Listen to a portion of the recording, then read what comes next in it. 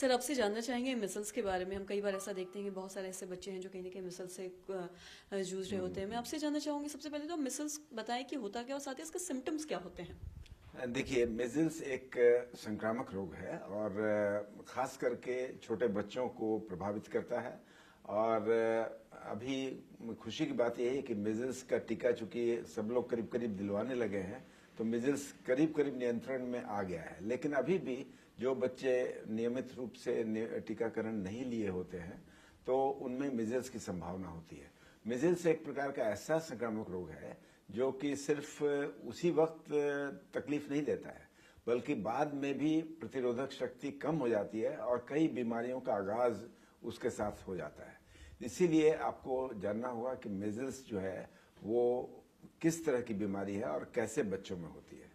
तो इसके लिए मैं आपको बताऊंगा कि बच्चा जब भी एक बुखार, सर्दी, खांसी से ग्रसित हो और बुखार किसी तरह से भी नीचे नहीं जा रहा हो और बुखार के हाइट पर अगर कुछ रैशेज नजर आने लगे बच्चे के शरीर पर चारों तरफ, तो इसका मतलब समझना चाहिए कि ये किसी प्रकार का एक्जांथेम है, एक प्रकार का ये बीमारी है जो कि मिजल्स हो सकती है ना।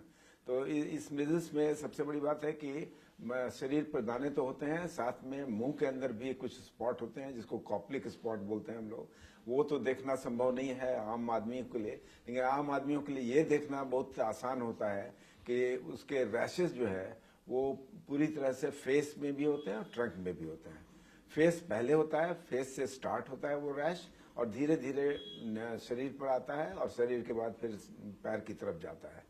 और ये क्रम जो है 2 से 3 रोज तक चलता है और तदोपरांत जो है फीवर में कमी आती है। तो फीवर के हाइट पर अगर बुखार हो तो समझना चाहिए, ये अगर रैश हो तो समझना चाहिए कि ये मेजल्स है। जी। और साथ ही आपसे ये भी जानना चाहेंगे, क्या अगर किसी को मिसल्स हो जाता है तो ऐसे स्थिति में करने की क्या जरूरत है? क्या ये कोई घबराने की जरूरत है इस बीमारी में?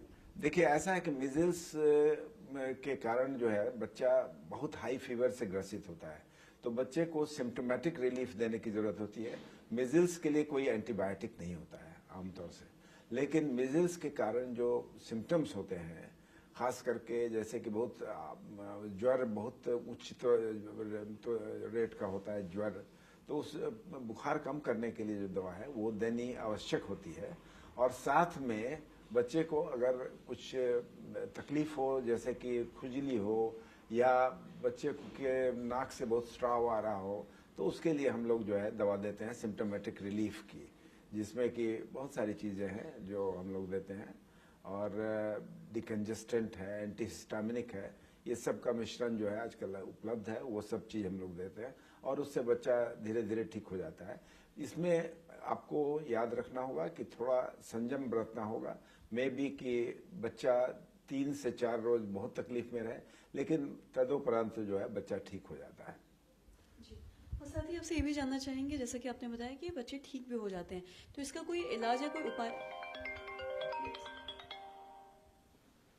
इसको तो हो ही है ना? थोड़ा सा इसको ये करना होगा, इसको रुके, इसको तो हम कर दिया अब, लेकिन उसको क्या कीजिएगा वहाँ से फिर से क्या कितना देर बचा है? ठीक है, पैच। और साथ ही आपसे ये जानना चाहेंगे कि जैसे कि अभी हमने जाना कि कितना खतरनाक हो सकता है, और साथ ही इसका कोई इलाज या उपाय है, अगर मतलब कि अगर ऐसा किसी को होता है तो डॉक्टर से कंसल्ट करके क्या ये ठीक हो सकता है? जी हाँ, ऐसा है कि अगर बच्चे को तकलीफ ज़्यादा है तो जरूर डॉक्टर से कंसल्ट करना चाहिए। और जैसा हमने कहा कि उनके लक्षणों के इलाज जरूर हैं और लक्षणों के इलाज करने से बच्चा जो है अच्छा हो जाता है और सिर्फ 2 से 3 रोज का वक्त लगता है, बच्चा ठीक हो जाता है।